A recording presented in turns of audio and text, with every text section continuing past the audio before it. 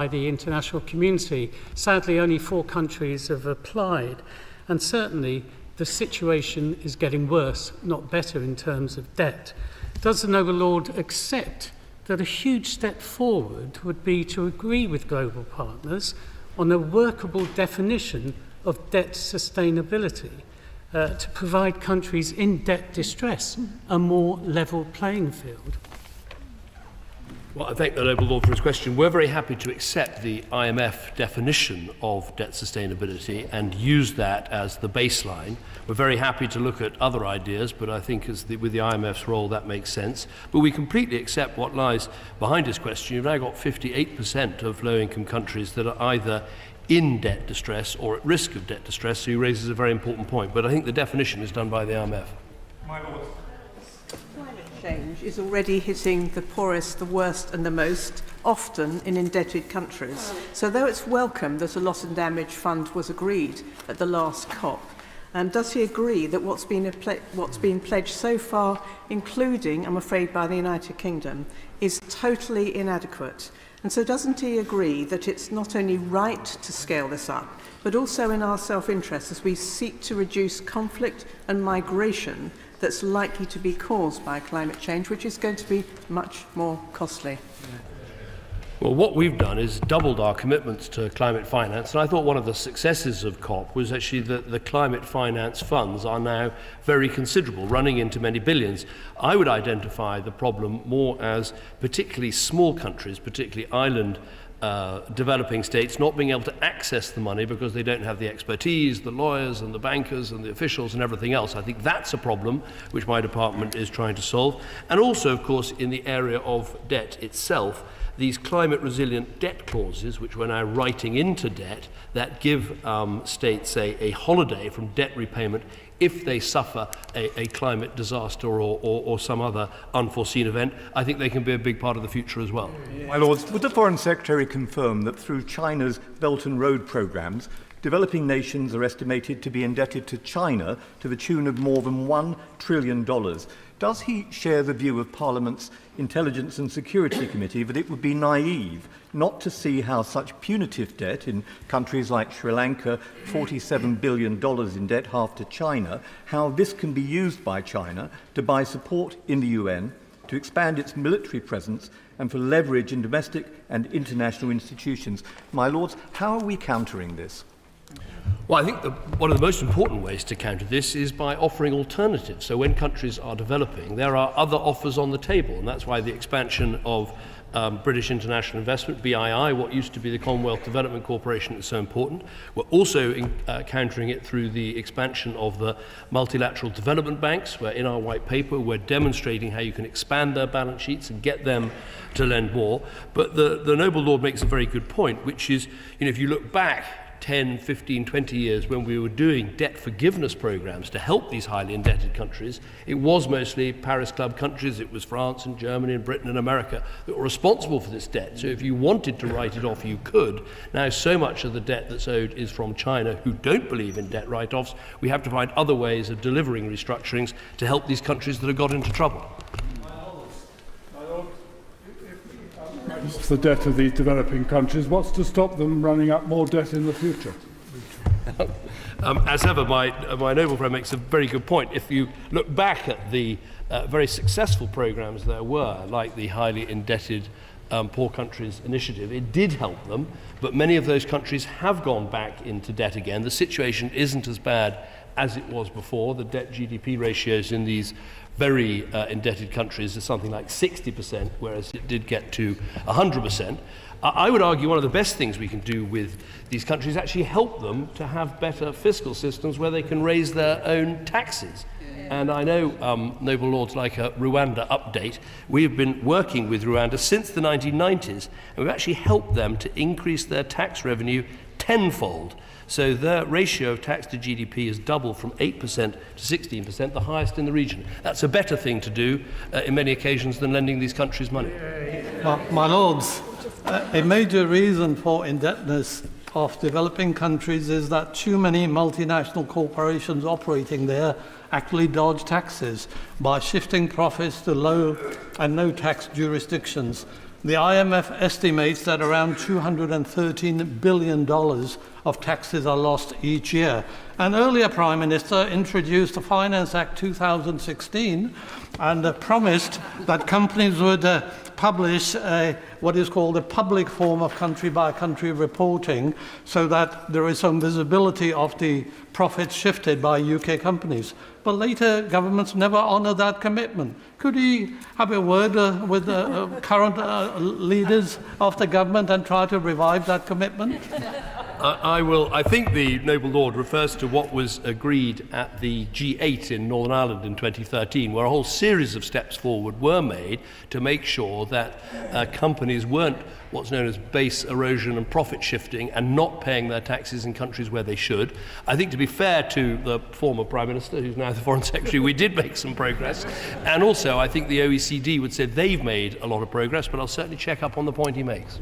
On the question of Sri Lanka, whom my noble friend recognised, and I pay particular thanks to Her Majesty's government for the way that they offered, and through the IMF, and were very firm to the government of Sri Lanka what they should do, and that government responded, and that means the people of Sri Lanka now can move forward. And I believe that's as good a case history as you will find in recent times. Well, but my noble friend's absolutely right that Sri Lanka is a country that is in debt distress. It has been working through a programme with the IMF. We do wish the new government in Sri Lanka well as they go through this and try and make sure they can build a brighter future for that country. Well, it's one of the things Andrew Mitchell said in introducing the white paper was it can't be right that individuals in this country can borrow money at 4% or 5%, and in developing countries where they're addressing such huge issues, the cost of borrowing is so high. So can the Noble Lord tell us what discussions have his officials had regarding private creditors holding low-income country debt? And would he agree with me that a fairer system is needed between private creditors and countries in debt distress? First of all, can I congratulate the Noble Lord on joining a club of which I'm a member, which is being personally sanctioned by Vladimir Putin. It's a badge I wear with honour, and I'm sure he will do. He will do too. It's you're in very good company. I can tell him. I follow these things very closely. He's absolutely right about the importance of making sure that we don't have so many what's known as private sector holdouts that are holding up the vital debt restructuring of countries that get into trouble. What we are trying to do here is use things like collective action clauses that work on bond issues, so you can't hold out against repayment, and also the majority voting provisions in new debt issuances, so you don't have the situation where, as I say, private sector lenders are stopping a country from getting the debt restructuring that they need. I agree with the Foreign Secretary that increasing the capacity of government treasuries and their finance ministries to collect their own revenues, as well as trade facilitation, so that the trade ministries have greater capacity to trade out of poverty. I declare an interest. I co-chair the all-party group on trade out of poverty. Does the Foreign Secretary believe that it was a mistake by some of his predecessors to cut UK support for exactly those processes? And since he's now passionate about this, and I agree with him, will he now restore that funding?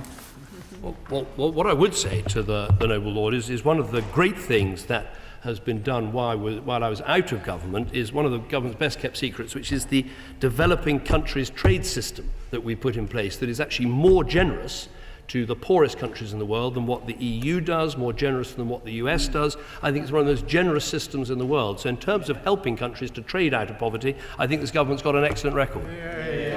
My Lords, further to the question from Lord Purvis of Tweed, surely one of the things we now need to do is really double down on the opportunities to sign bilateral trade treaties with different countries in sub-Saharan Africa in particular, because if they can increase their wealth through trade, then obviously they'll be able to pay off their debt in the future. So can you say something about those bilateral trade treaties that we're now able to sign post coming out of the EU? I think the Noble Lord asked an important point, Noble Friend asked an important point, which is how we prioritise the trade deals we're trying to do. I think for the poorest countries, the DCTS, the Developing Country Trade System, is there. I think the priorities we've got in terms of trade deals, in terms of India and the Gulf Cooperation Council, which are very complex trade deals where a lot of work has to be done, so we're putting our priority there. So I think that is the right way round. Second question, Baroness Bennett of Manor Castle. My Lords, I beg leave to ask the question standing under my name on the order paper. My Lords, the best way to address the humanitarian situation is by ending the fighting as soon as possible. That is why I've repeatedly said an immediate pause in fighting is necessary. UK aid is saving children's lives. We're doing everything we can to get more aid into Gaza. We've trebled our aid commitment to the occupied Palestinian territories. This includes targeted support for children through our 5.75 million contribution to UNICEF, and children are also benefiting from life-saving food, shelter and health support that we're providing through partnerships with other UN agencies, through NGOs and the Red Crescent societies. I thank the noble Lord, but surely a pause in fighting is not enough. We need a permanent ceasefire now. But very specifically, I'm sure the noble Lord is aware of the awful fate of 6-year-old Hind Rajab, calling for help in the midst of the bodies of her dead relatives, who appears to have died with 2 Red Crescent would-be rescuers. Has the government, or will the government, demand answers from the Israeli government about what happened to Hind and her family and the rescuers? And is the government challenging the Israeli government about the risks to hundreds of thousands of children in Rafah, now in the path of the Israeli offensive? Surely it's time to stop all arms shipments to Israel, as an Dutch court has demanded that that state do, and implement targeted sanctions against members of the Israeli leadership, particularly those calling for new settlements in Gaza and on the West Bank. The noble lady asked a number of questions there. First of all, the case she raises is completely tragic, and what is happening in Gaza is tragic. We want to see an end to this suffering, an end to this killing. Let me just make this point, that the pause we're calling for, we want to turn into a ceasefire by making sure the conditions are right for getting a stop in the fighting to mean a permanent ceasefire. The way you do that is by fulfilling a number of conditions. You've got to get, in our view, the Hamas leaders out of Gaza. Otherwise, any ceasefire won't last because the problem will still be there. You've got to dismantle the operation of terrorist attacks. You've got to have a new Palestinian Authority government in place. You've got to give the Palestinian people a political horizon to a better future and a two-state solution. And crucially, you've got to release all of the hostages and do that very quickly. She asked whether we challenge the Israel government over individual episodes. Yes, we absolutely do. I've done that personally with them over, for instance, a building that was bombed that had UK medics and other charities in, and we'll continue to do that as part of the very important process that we go through to judge whether they are in compliance with international humanitarian law. Is my noble friend the Minister aware of any moves by Hamas to protect the children of Gaza? For instance, by releasing all the hostages, as he just mentioned, or indeed stopping attacks on Israel and the leaders fleeing to the Gulf. Is he aware of any moves that? Because I agree with everything you said. My noble friend makes a very good point. I mean, it's worth remembering that on the 7th of October, 29 children were killed by Hamas and 39 children were taken hostage, and they still remain hostages today. And of course, it's right that in this House we keep asking what else Israel should do, but we should also, at the very same time, say what Hamas should do, which is to lay down their weapons and stop right now. They could stop this fight immediately. That the IDF have suggested that they are in no rush to enter into Rafah and that they will delay possibly until after Ramadan, and that meanwhile the negotiations in Cairo can continue, and that gives a chance for Hamas to release the hostages and for the conflict to stop. Well, that is absolutely right. I believe those discussions are underway, and it's a great pity that they didn't reach that conclusion the last time they were underway. And as I said, that is the best outcome we could seek, which is an immediate stop in the fighting. Let's hope that the stop is for as long as possible. I think that Israel was content to offer a month or 6 weeks in terms of a pause. Then we need the momentum to turn that pause into a permanent ceasefire without a return to the fighting. That should be our goal. But crucially, the pause is necessary to get the aid in and to get the hostages out. To UNICEF. UNICEF have said today that 600,000 children are displaced within Rafah. For the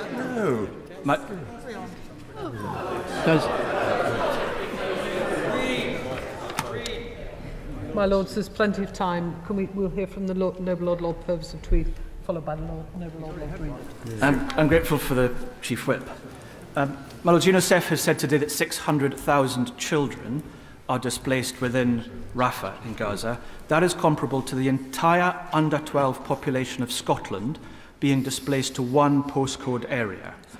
Does the Foreign Secretary agree with me that any belligerent in a conflict that advises children and civilians to relocate on the pretext of their safety, but relocate to an area where there is no shelter, where there is no water, where there is no medicine, and when there is no security guarantees, is a war crime? Well, what I would say to the Noble Lord is what I said yesterday when I was in Scotland, which is, the people who are in Rafah on many occasions have already moved 3, 4 or 5 times. And it's not possible to move again. They can't go north because they'll be going back to homes that have been destroyed. They can't go south because that would involve going into Egypt, which none of us want to see and the Egyptians don't want to see. And that is why it's so important the Israelis stop and think before going ahead with any operations in Rafah. My Lords, does the Noble Lord, the Foreign Secretary, agree that the huge number of civilian casualties in Gaza is deeply damaging to the reputation of Israel itself? And will he therefore take action to promote a change of strategy by the Israelis, taking up the other measures that he's mentioned? But for so long as so many civilians, thousands of civilians are being killed, then that has to stop. Our view right from the start is that while Israel has a right to defend itself, and the attacks on October the 7th were an appalling attack on Israel, and it's worth remembering it was the biggest pogrom since the Holocaust in terms of the loss of life of Jewish people. We shouldn't forget that. While that is a tragedy they had every right to respond to and to try and prevent happening again, they must obey international humanitarian law. And let's be clear, that involves not only what the IDF do in terms of the way they prosecute their actions in terms of this war, but it also means, as they are the occupying power in Gaza, that they have to make sure that humanitarian aid, that food and water and shelter are available to people in Gaza, because if they don't do that, that would be a breach of international humanitarian law as well. My Lords, the Foreign Secretary is right. The priority has to be securing an immediate, I'd say an extended pause in fighting to ensure we can get aid in, the Remaining hostages out, and create room for a long-term sustainable ceasefire followed by an even longer-term resolution. But there are currently almost 1.5 million displaced Palestinians in Rafah, and it's the main route for humanitarian aid. Any further Israeli offensive in Rafah will be catastrophic. Now, my Lords, the situation is getting more urgent by the hour. I know he's been working to establish a contact group of regional and international leaders who would influence both sides. Is he able to offer any progress on that group or their ability currently to try and influence events? Well, what I can say to the Noble Lady is that at the Munich Security Conference on Friday, there will be a meeting of the key European countries that help to fund the occupied Palestinian territories and the key Arab states and Gulf states that are working to help support a future Palestinian Authority, and we very much hope the Secretary of State for the United States will be there as well. This isn't the yet formation of a contact group. There are a number of countries, particularly in the Arab world, that understandably are nervous about meeting in advance of a proper ceasefire and plan towards a cessation of hostilities. But I think we're on the way to getting this group, which I know she's long called for, up and running. And it's important because there are lots of things we need to start talking about now, whether that is what happens the day after a pause, whether it's about a reconstituted Palestinian Authority, whether it's about this question of how you offer a political horizon to people in the Palestinian territories, or indeed how we deal with Israel's very real security concerns of if there is a pause and then a ceasefire, how do you make sure the people responsible for October the 7th cannot remain in Gaza and the infrastructure of terror is taken down? My Lords, alongside medical aid, thank you. My Lords, alongside medical aid on the ground, one practical step that the government could take with an immediate impact would be to support medical care to children injured in Gaza on a temporary basis in the United Kingdom. I know my noble friend and his department have been looking at this possibility, and I would be grateful if he could update us on progress. Well, I want to thank my noble friend for that. We are looking at Project Pure Hope. We're looking very closely at this. Is it possible to take the people in greatest need and bring them to British hospitals, as we've done in the past? I think, I would say, the early work we've done is to say that there's much we can do in the region, and we should probably do that first. So helping in the field hospitals that have been established, helping to send medical teams to referral hospitals that are being used in the region, supporting organisations like Medical Aid for Palestinians. Now, if that leads to the identification of specific cases where actually they would be better off taking that long journey back to Britain and going to Great Ormond Street or elsewhere, then we certainly don't rule that out, and we'll continue to look at it. Third question, Lord Walmsley. Thank you. I beg leave to ask a question standing in my name on the order paper. My Lords, AUKUS is an unprecedented partnership that is central to delivering security and prosperity for the UK and our partners in the Indo-Pacific and the Euro-Atlantic. We're making significant progress to deliver nuclear-powered submarines for the UK and Australia, and we're deepening cooperation on cutting-edge military technologies. We're breaking down barriers to defence trade, and we're delivering benefits at home, securing £4 billion of contracts for British companies and generating thousands of jobs, including in Derby and, I'm pleased to say, Barrow-in-Furness. I thank the noble Lord for that answer. As he rightly says, this is a landmark security partnership that requires a sustained commitment from multiple governments over years, indeed decades. So what is the Foreign Secretary doing to ensure that the focus of his department and the whole government can remain on this despite the ongoing rolling crises in other areas? And in particular, how can he prioritise the diplomatic work which is needed to ensure that the US can make progress on ITAR reform that can enable the technological industrial cooperation that is necessary to deter our common adversary? Well, what I would say is on how the government coordinates this at a time when there are many distractions, the National Security Council is playing a role at bringing together all the ways we can support Team Barrow, as it were, to make sure that there's support for education and for skills and for housing and for transport and all that's going to be needed to scale up this production effort as we go from 11,000 people employed building submarines to 17,000. On the specific issue of ITAR, which has been a troubling issue that British governments have had to deal with American governments for decades, I mean, it's essential that AUKUS partners can trade freely between each other in defence equipment. And I'm pleased to say we have made some real progress. I met Secretary Blinken in early December, and on the 22nd of December, President Biden signed the US National Defence Authorization Act, which enables license-free trade between the AUKUS countries, and we're working with the State Department on the technical details to make sure that really happens. Are any other countries applying to join the AUKUS partnership, and are we thinking of applying to join the Quad, that's America, Japan, India and the United States, and are we going to attend, will the UK be attending the Perth Conference on Indian Ocean security and defence, where all these issues tend to come together and will be discussed this summer? On the last point, I think I'm right in saying that one of my ministerial colleagues will be attending the Perth Conference because it is very important. As my noble friend will know, AUKUS has two pillars. There's the pillar one, which is about the nuclear-powered submarines, which that is Britain, Australia and America, and I don't think there'll be additional partners in that. But there is pillar two, which is looking at advanced military technology for the future. And there we are open to ideas of other countries, possibly Canada, people have mentioned, or Japan, who might want to join into Pillar 2 because that is going to be about defence equipment for the future. The point he makes about the Quad is very important. We would say this is complementary to that activity.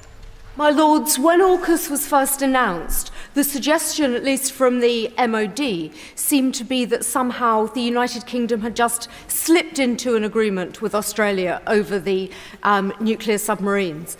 But clearly, as the Secretary of State has pointed out, there is also the wider aspect of AUKUS. But does His Majesty's government have a strategic approach to this? Are we simply waiting to see whether other countries, such as Canada, wish to join? Or are we actually planning what we want to do? Because similarly, we have a trilateral agreement with Japan and Italy over fighter jets. Are we just being ad hoc, or is there a real strategy here for our security? I would say to the noble lady, this is a deeply strategic approach. I mean, first of all, it fits into a tilt to the Indo-Pacific, where you can see we've signed the Hiroshima Accords with Japan. We have a new status at ASEAN. We have very strong partnerships with India. And of course, now we've got AUKUS, which is a defence stature that puts us in with Australia and America in a very strategic way.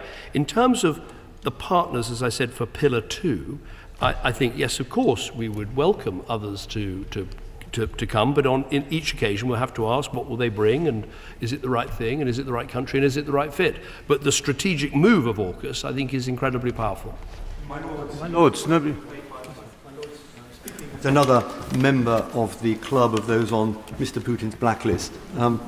While welcoming the AUKUS agreement, would the Minister accept that the handling with the French was pretty catastrophic, and that France is a major Indo-Pacific power, and that now, when perhaps those bruises have healed somewhat, there's time to work with the French as well in the Indo-Pacific area, where they have a great deal to contribute?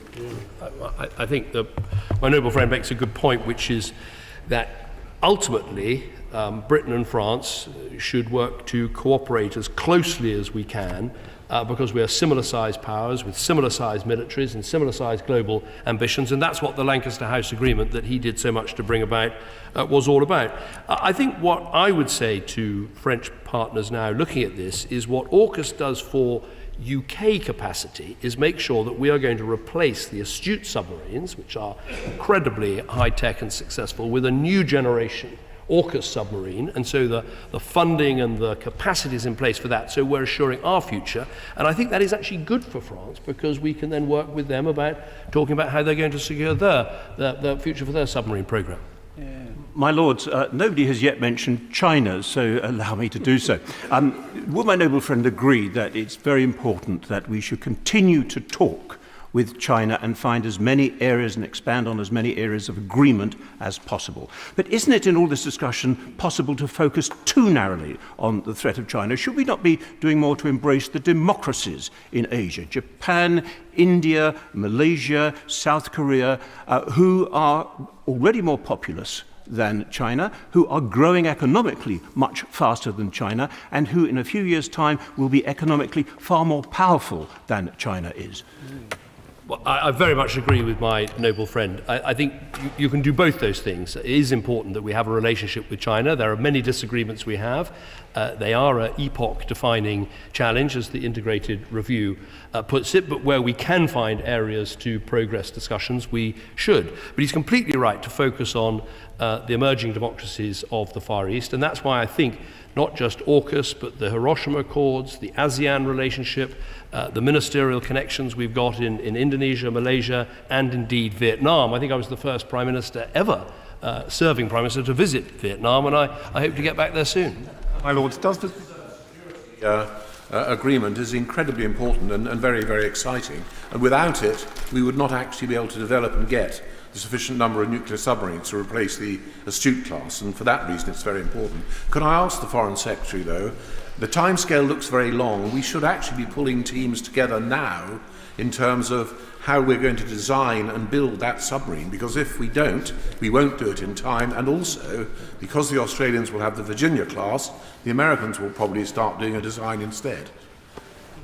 No, well, the noble lord is completely right that we have to get on with it, and that's why there is Team Barrow, to bring together the town council, BAE Systems and the government, and a lot of money is being put in, 25 million from the government, and I think a further 16 million of levelling up money to make sure we have the capacity, not just the defence capacity, but the physical capacity in the town and the people to do this.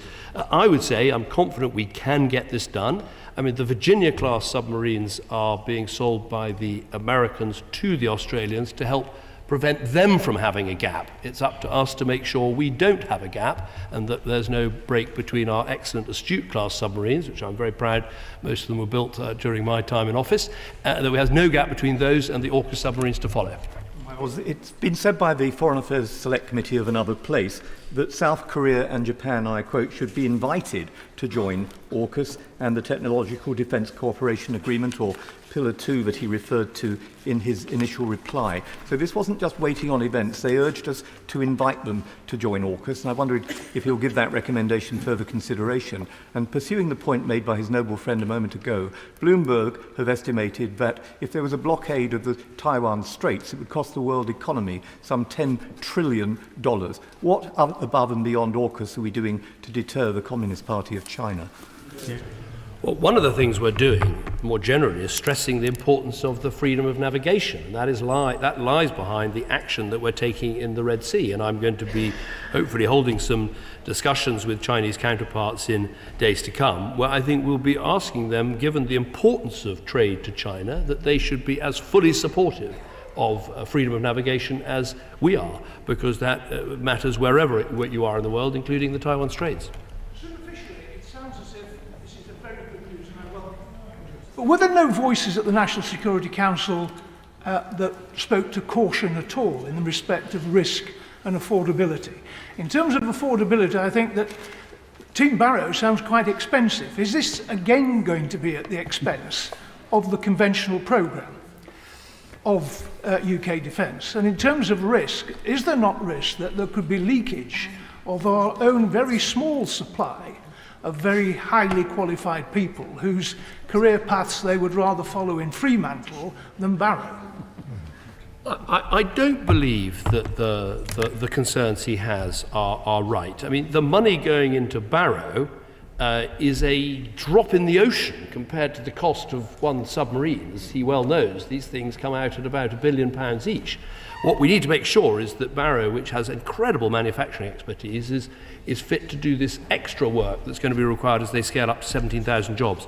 Are we going to benefit as a country? I would say absolutely yes. I mean, Rolls-Royce in Derby are going to be providing the nuclear reactors for these submarines, not just for the ones that we use, but also the ones that Australia uses. So I would say this is good for our defence, it is good for our international relations, and it's good for our industrial base. Fourth question, Lord Jackson of Peterborough. My Lords, I beg leave to ask the question standing in my name on the order paper. My Lords, this government has always supported a two-state solution, and that remains the case. Clearly, recognising a Palestinian state at the right time is part of that policy. My noble friend asked about consulting our allies, and of course we discuss all issues relating to the conflict in Gaza and Israel-Palestine relations. But ultimately, I'm pleased to tell him that the UK has a sovereign and independent foreign policy set by a British Prime Minister and a British Foreign Secretary in the British Parliament. I welcome that answer. Hamas is a genocidal terror group. For the benefit of the BBC, they're not militants. The Palestinian Authority has lost control of large cities in the West Bank to Iranian-backed terror groups, openly pays salaries to convicted terrorists, and is deeply corrupt and repressive.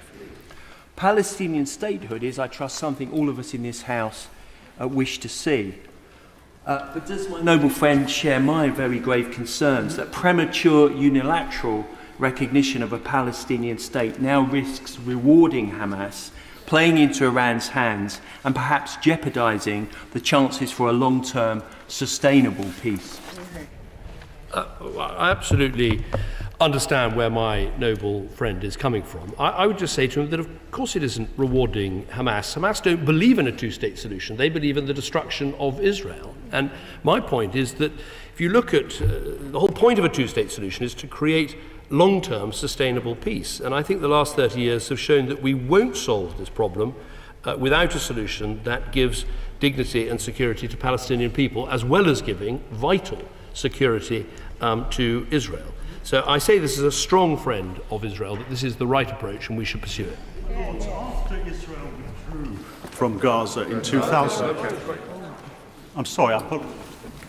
Thank you, my Lord.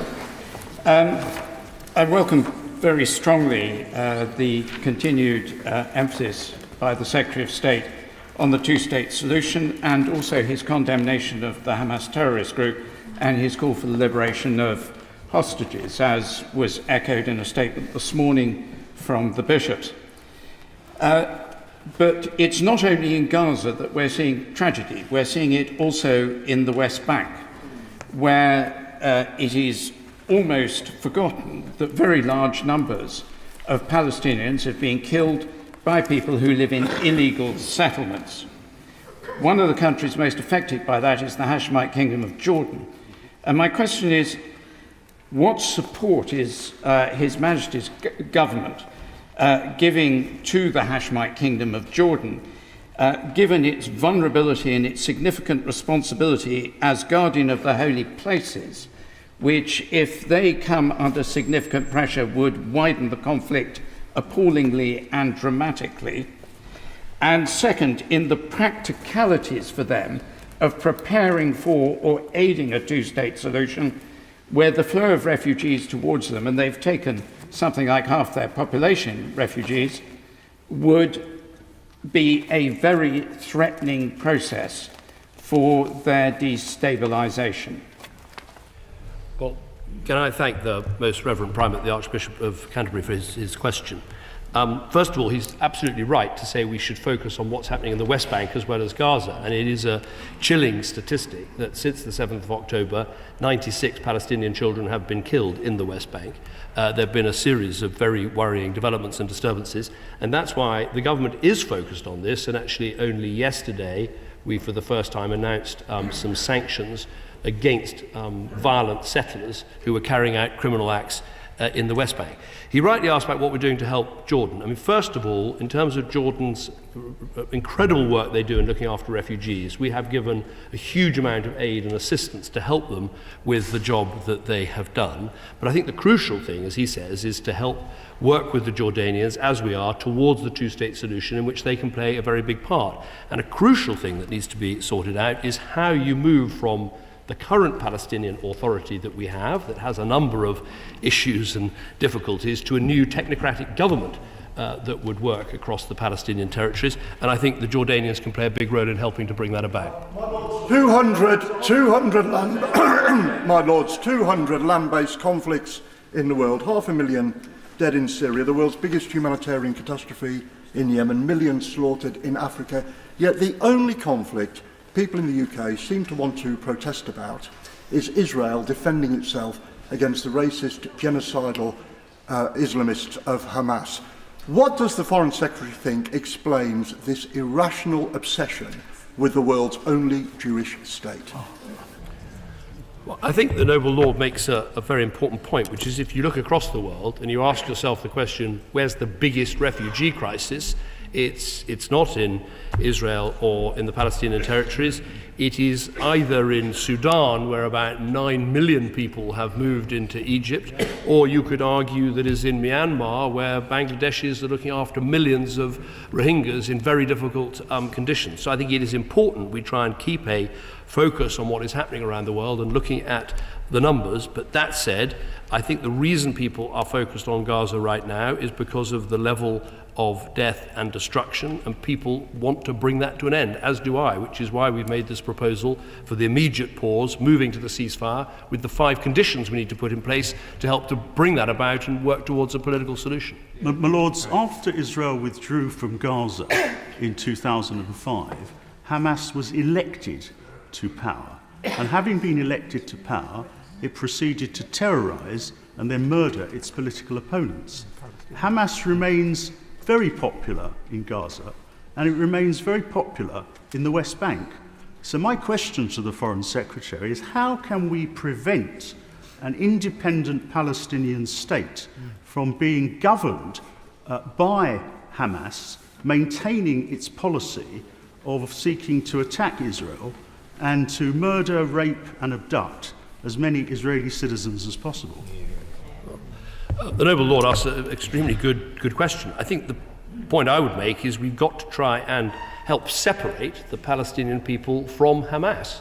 And one of the best ways of doing that apart from making sure that, as I've said, our conditions should include the Hamas leadership leaving Gaza, the dismantling of the terrorist infrastructure. The other way of doing that is to offer Palestinian people, not Hamas, because they're not interested in a two-state solution, but offering the Palestinian people a route to better governance with a reformed Palestinian Authority and the long-term horizon of a two-state solution to give them the dignity and security that they crave and that would help to bring about peace in the region. My Lord.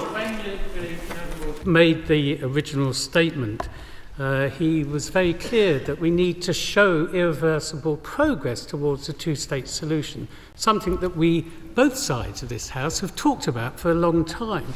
Now, my right honourable friend David Lammy welcomed the Noble Lord's comments, arguing that recognition should not wait for the final status agreement, but should be part of efforts to achieve one. Now, the Noble Lord, I asked the Noble Lord, Lord Ahmed, the day after his comments, what were we doing to translate your desire into discussions with our allies, particularly at the United Nations, and how do we give that hope a sense of reality? Well, what Lord Ahmed and I are doing, and we are virtually joined at the hip when we're not travelling separately to the region, is going to talk to all of the partners in the region about how you work towards making this a reality. And the point I would make to him is recognition is obviously part of a two-state solution. And it's something that should help with the momentum. The point I've been making is that it should not be the first thing that we do. I think that would take the pressure off the Palestinians to reform and the things that need to happen in the Palestinian Authority. But just because it doesn't happen at the beginning doesn't mean it has to wait right till the end. And I think one of the things that is beginning to change, which I think is hopeful, is the American posture up to now has been that recognition can only come when Israel and Palestine agree on the creation of a Palestinian state. Now, if you do that, you do effectively give Israel a veto over a Palestinian state, and I think that's the opposite of creating the sort of unstoppable momentum towards a two-state solution that we all want to see. Regardless of whether or not there is to be This side. He's had to read it. No, he hasn't. Can I welcome the Foreign Secretary's comments with regards to the flexibility of recognising the State of Palestine before that there is a full agreement with the State of Israel? I declare that I will be travelling to Jerusalem, Tel Aviv and Ramallah from tomorrow night. What message can I take to those that I'll be meeting from the Foreign Secretary that he has persuaded like-minded countries and allies of us so that he can share with these benches who have a long-standing view that recognising the State of Palestine before any long-term agreement is the best platform in order to get an agreement with Israel? Well, what I can say to the Noble Lord is that after I made my statement, which is absolutely in line with our long-standing policy that recognition should come when it gives the maximum impetus and input to a solution, after that, the Americans announced that they were re-examining their policy and looking at options to see if they could examine how best recognition could play a part in bringing a two-state solution about. Well, that concludes Secretary of State's questions for today.